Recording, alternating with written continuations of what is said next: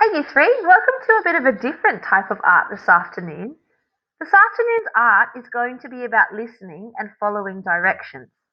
I'm going to read a list of instructions and you're going to follow along with your pencil and paper, the instructions that I give. Now, these instructions are going to be understood differently by different people.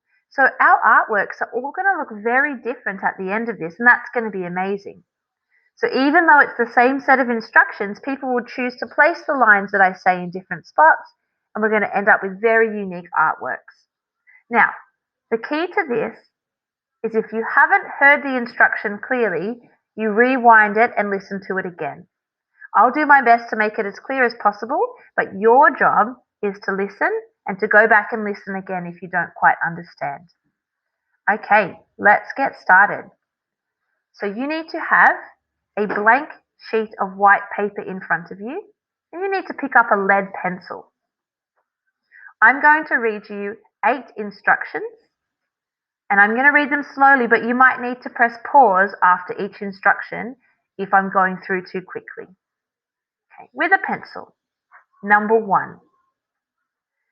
Draw 3 lines going in different directions, and they need to go from one side of the page to the other, and they are allowed to cross over at different points.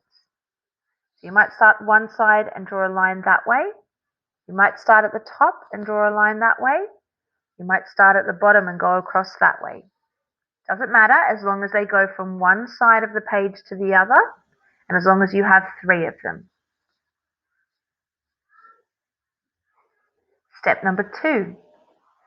Draw 4 circles of different sizes that are overlapping. That means that one circle goes here and the other is crossing over it a little bit.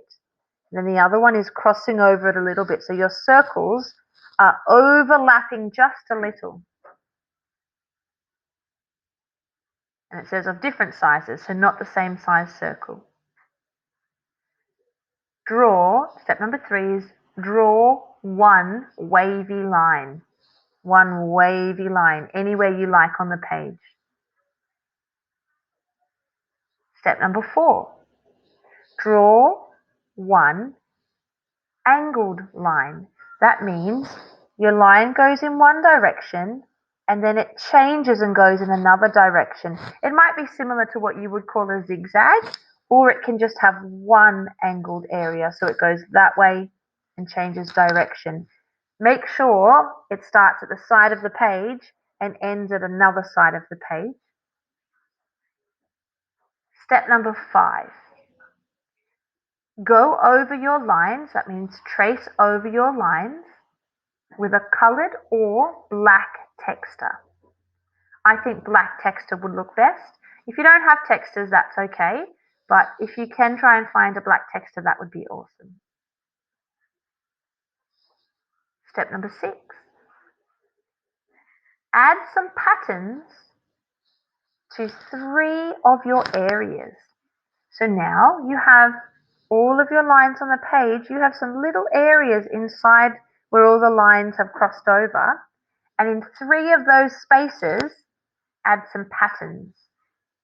They could be little love hearts, polka dots, whatever pattern you'd like to do. Number 7, keep 3 areas white. So in 3 of the spots, in pencil, put a little W to remind yourself that that's going to be the white area. And the last step, number 8, add colours to the remaining areas. So all the other areas should now have colour. That's going to be your final job. Some of your areas will be very small, some of your areas will be large. You can add colour to the remaining areas. Okay. Now, the last thing I want to do is I want to show you an example, but yours is definitely not going to look like this one, so we shouldn't see them coming in today looking exactly the same. But I wanted to show you what one might look like. Let's see. of somebody who has followed the instructions, and I'll just show you the lines. So step 1 was draw 3 lines going in different directions that go from one side to the other. Can you see here? 1, 2, 3. Step 2 was draw 4 overlapping circles in different sizes, and this is where they're overlapping. You can see the spaces it creates. 1, 2, 3, 4, and they're all different sizes. Step number 3 was draw 1 wavy line, and there it went from the top to the bottom. There's their wavy line. Step number 4 was draw 1 angled line. There's the angled line going down and changing direction to the bottom of the page. Then it said to go over your lines with a coloured marker or black texter. Add 3 patterns to 3 areas. So this person added a pattern in 1, pattern in 2, and a pattern in 3. And each of these spaces that was created by the lines, we're calling that an area. And then it said keep 3 areas white and put a little W in pencil that you can rub out later just to remind yourself to keep them white. And then add solid colour to the remaining areas, and you can see they've added lots of different colours here. Now remember I said the great thing is they won't all look exactly the same.